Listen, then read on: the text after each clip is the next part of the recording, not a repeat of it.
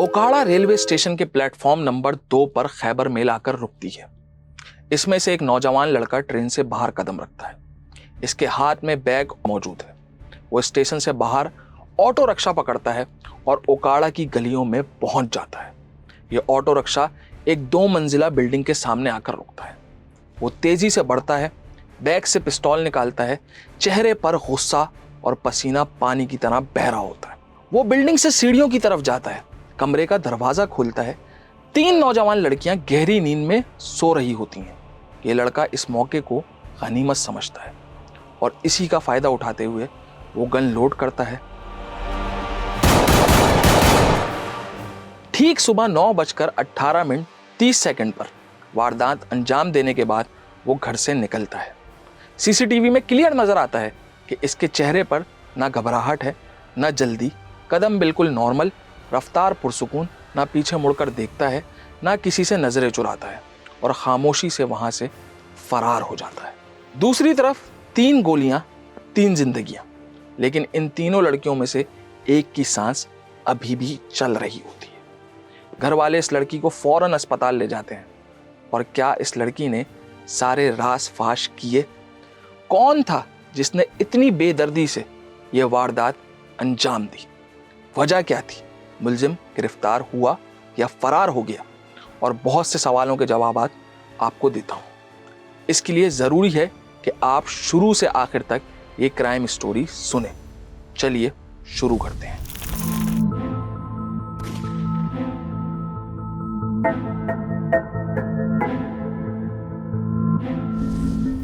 ओकाड़ा शहर की एक गली, जहां आज मामूल की वो खामोशी नहीं थी जो रोज होती है। लोग घरों से बाहर थे, थोड़ी सी बेचैनी और कुछ खौफ, और एक ऐसा घर जिसके दरवाजे पर पुलिस खड़ी थी। इस घर के अंदर जो मंजर था, इसने हर आने वाले को खामोश करवा दिया था। ओकाड़ा की ये गली कोई आम मंजर पेश नहीं कर रही थी। ओकाड़ा की शादमान कॉलोनी में हर घर में यही बात ज़्यादा थी कि इंतहाई नफीस और प्यारी बच्चियां थीं।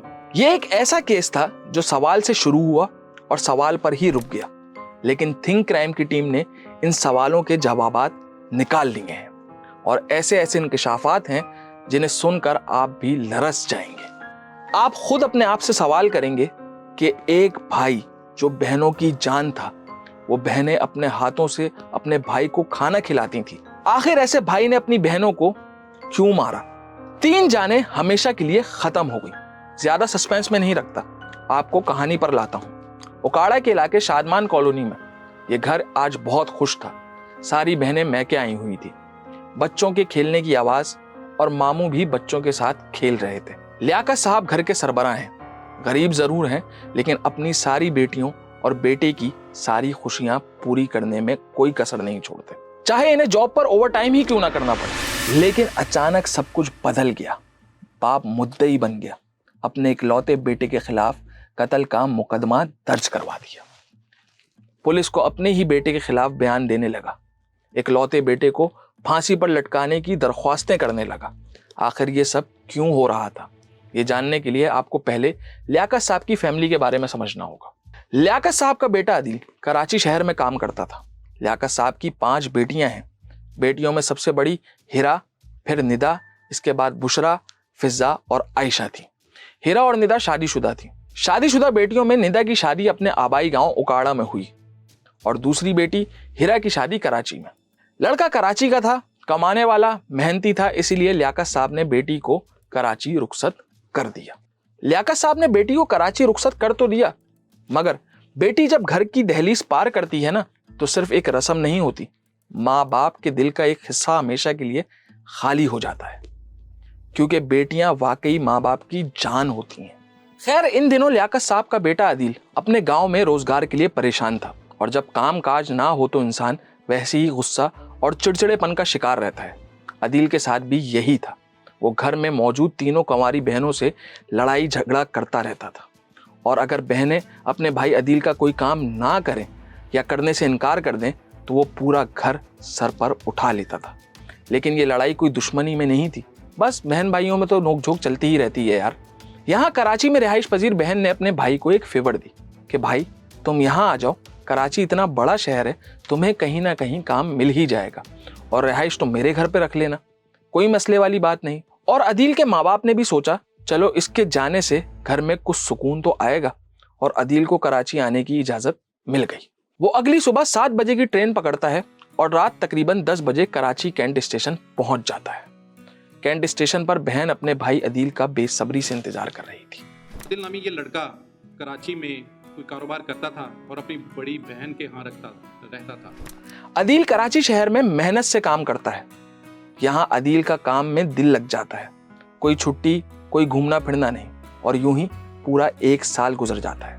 रमजान और फिर ईद की छुट्टियां करीब आ जाती हैं। प्लान ये था कि छुट्टियां वो अपनी बहनों और माँ बाप के साथ गुजारेगा। छुट्टियां मिलते ही वो चांद रात से 1 दिन पहले खैबर मेल ट्रेन का ऑनलाइन टिकट बुक करवाता है और 16 से 18 घंटे के बाद कराची से अपने आबाई गांव ओकाड़ा पहुंच जाता है। घर में एक बार फिर खुशियों का माहौल था। माँ और बहनों ने खुशामदीद कहा, हंसी मजाक, पसंदीदा खाने बनाए जा रहे थे। 1 अप्रैल 2026 कत्ल से ठीक 1 दिन पहले अदील ने अपनी बड़ी बहन से कहा, तुम कल वापस जा रही हो और मैं भी कराची वापस चला जाऊंगा। तुमसे एक अहम बात करनी है। अदील की माँ के स्टेटमेंट के मुताबिक बहन भाई दोनों ने साथ बैठकर खाना खाया, बातें की, और फिर इस बातचीत के बाद बज़ाहिर तो सब कुछ नॉर्मल लग रहा था, लेकिन सब कुछ नॉर्मल नहीं था। अंदर ही अंदर अदील के दिलो दिमाग में कुछ पनप रहा था। और फिर अगली सुबह यही भाई अदील अपनी 3 बहनों का कातिल बन गया। आखिर ऐसी कौन सी बात थी जो अदील ने अपनी बहन से कही, और खास तौर पर इस कत्ल के पीछे मोटिव क्या था? अदील इतना बड़ा कदम उठाने पर मजबूर कैसे हो गया? बताऊंगा, पूरी कहानी एंड तक सुनते जाएं। अब चलते हैं इस तारीख पर जिस दिन अदील ने अपनी बहनों को कत्ल किया। थर्सडे 2 अप्रैल 2026। हुआ कुछ यूं, सुबह 10 बजे का वक्त था। माँ जबीला बीबी भी घर में मौजूद थी। अचानक 3 गोलियों की आवाज गूंजी। ये घर एक बिल्डिंग में था। फर्स्ट फ्लोर पर भाई रहता था और ग्राउंड फ्लोर पर माँ और बहनें रहती थी। वारदात के बाद माँ घबरा कर फौरन सीढ़ियों से ऊपर की तरफ दौड़ी। बेटे के कमरे के दरवाजे को खटखटाकर जोर जोर से चिल्लाने लगी, दरवाजा खोलो, क्या हुआ, गोली की आवाज क्यों आई है? मगर अंदर भाई ये तसल्ली कर रहा था तीनों बहनें वाकई मर चुकी हैं या अभी भी इनमें थोड़ी जान बाकी है। जब इसे यकीन हो गया तब इसने दरवाज़ा खोला और बगैर कुछ कहे घर से भाग निकला। माँ अंदर दाखिल हुई और अपनी बेटियों को खून में लथपथ देखकर चीख उठी, जोर जोर से रोने लगी। घर में कोहराम मच गया। शोर सुनकर पड़ोसी भी जमा हो गए। फौरन 15 पर कॉल की गई। पुलिस मौके पर पहुंची और तीनों लड़कियों को फौरी तौर पर डिस्ट्रिक्ट अस्पताल मुंतकिल कर दिया गया। वो बहनें जो अपने इकलौते भाई को जरा सी तकलीफ में देखें तो इनकी आंखें नम हो जाएं। वो बहनें जो अपने इकलौते भाई के पसीने को अपने दुपट्टे से साफ करें। वो बहनें जो अपने भाई की हर परेशानी में साथ निभाएं। जब वही इकलौता भाई अपनी बहनों का कातिल बन जाए तो क्या आप यकीन करेंगे या नहीं? लेकिन ये कोई ड्रामा या फिल्म नहीं, ये रियल क्राइम केस है मेरे भाई। खैर, 2 बहनें तो मौके पर ही दम तोड़ गईं, जबकि तीसरी बहन अस्पताल में 4 घंटे तक अपनी जिंदगी की जंग लड़ती रही। और उसके बाद डॉक्टर भारी कदमों से चलता हुआ आया और उसने आयशा के मरने की खबर सुनाई। इस खबर ने फैमिली को तोड़ कर रख दिया।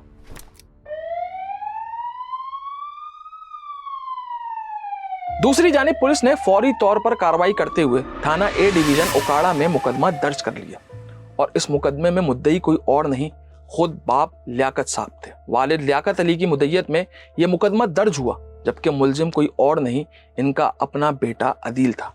लेकिन अदील अपनी तीनों बहनों का खून करने के बाद गायब हो चुका था। बाप ने इस मुकदमे में दफात 302 और 324 आयद करवाई, यानी कत्ल और इक़दाम कत्ल। पुलिस ने अदील के वालिद लियाकत साहब को पुलिस स्टेशन बुलाया और सवालात पूछे। लियाकत अली ने बयान दिया कि सर, जिस वक्त ये वारदात हुई मैं घर पर मौजूद नहीं था। मेरी बीवी ने मुझे कॉल करके बताया अदील ने तीनों बेटियों को गोली मार दी है। मैंने जब ये सुना तो मेरे पांव तले जमीन निकल गई। रस्ते 'ਚ ਮੈਨੂੰ ਕਾਲ ਆਈ और फिर ਪਿੱਛੇ मैं वापस गया ਤੇ मेरे घर जान तो पहले वकूआ होया पिया सी। पुलिस ने तहकीकात शुरू की।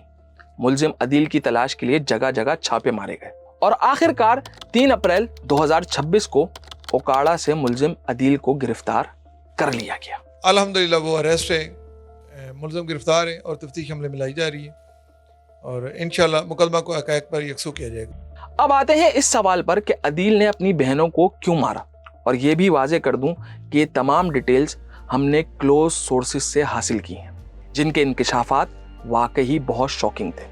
1 अप्रैल 2026 इस दिन अदील ने अपनी तीनों बहनों के मोबाइल चेक किए, जहां इसको कुछ वीडियोस नजर आई। ये कोई आम वीडियोस नहीं थी, बल्कि टिकटॉक वीडियोस थी। तीनों बहनों ने टिकटॉक पर अकाउंट्स बना रखे थे। बहनों ने टिकटॉक अकाउंट प्राइवेट कर रखा था, यानी सिर्फ अप्रूव फॉलोअर ही उनका कंटेंट देख सकते थे। लेकिन ये बात किसी ने अदील तक पहुंचा दी, और यही ट्रिगर इसके गुस्से को बढ़ाने के लिए काफी था। इसे बिल्कुल पसंद नहीं था कि बहनें टिकटॉक यूज करें। इस इशू पर कई बार आर्ग्यूमेंट्स, लड़ाइयां हो चुकी थी। ये इंतहाई गुस्से की हालत में इसने अंधाधुंध फायरिंग की अपनी बहनों पे, और ये वाकया पेश आया इंतहाई अफसोसनाक। फिर 2 अप्रैल की सुबह वो घर से निकला और नाश्ते और चाय के लिए बाहर गया। इसके दिमाग में अजीबो गरीब ख्यालात पैदा होने लगे। इसने बाहर किसी से सवालात किए, लेकिन जो जवाब मिले इनसे अदील को इत्मीनान नहीं हुआ। वो अब फैसला कुन मरहले पर था। वो जो सोच रहा था इसका नतीजा इसको पहले से मालूम था। ये वो सब कुछ छोड़ छाड़ कर कराची वापस चला जाता, या फिर ये कहानी हमेशा के लिए खत्म कर देता। और इसने फिर दूसरा रास्ता इख्तियार किया, मार दिया तीनों बहनों को, वो भी बेदर्दी से। पिछों उन्होंने टिकटॉक बना रही सीं, भाई ने मना किया, वो नहीं रुकियां, फिर किया, फिर नहीं रुकियां, बस फिर उन्होंने कर दिता, कत्ल कर दिता। अब इस केस को जरा डीप तरीके से देखते हैं। ये केस एक मल्टीपल फैक्टर्स का कॉम्बिनेशन है। अदील के अंदर पहले से ही एंगर इश्यूज मौजूद थे। दूसरी तरफ टिकटॉक वाला मामला एक और मेजर ट्रिगर बनता है। यानी असल मसला सिर्फ टिकटॉक नहीं था, बल्कि control, mindset, ego, life style पर भी अदील को अपनी बहनों पर एतराज था। जब किसी शख्स को यह लगने लगे कि इसकी बात फाइनल है और फिर उसे चैलेंज किया जाए, तो वो बात ईगो क्लैश बन जाती है। यहां भी यही हुआ। दूसरी तरफ एक बाप जो अपने इकलौते बेटे के खिलाफ FIR करवा चुका था, क्या आने वाले वक्त में बाप अपने बेटे को सजा भी दिलवाएगा या माफ कर देगा? और माँ तो माँ होती है ना भाई, चाहे एक क्रिमिनल की क्यों ना हो। माँ इस वक्त गम से निढाल है। हम सब में एक वाज़ेह पैगाम है कि अगर हम अपने घरों में बर्दाश्त, रवादारी और मुकालमे को फ़रोग ना दिया, तो ऐसे सानेहात का सदेबाब मुमकिन ना होगा। माँ का कहना है, मेरा एक ही बेटा है, इसको भी मुझसे मत छीनो, माफ कर दो। मैंने भी उसे अपनी बेटियों का खून माफ कर दिया। लेकिन सवाल ये है, क्या ये रियासत माफ करेगी? आप हमें कमेंट में बताएं, क्या इस क्रिमिनल बेटे को सजा मिलनी चाहिए? मिलते हैं नेक्स्ट एपिसोड में, जब तक जुर्म बाकी है।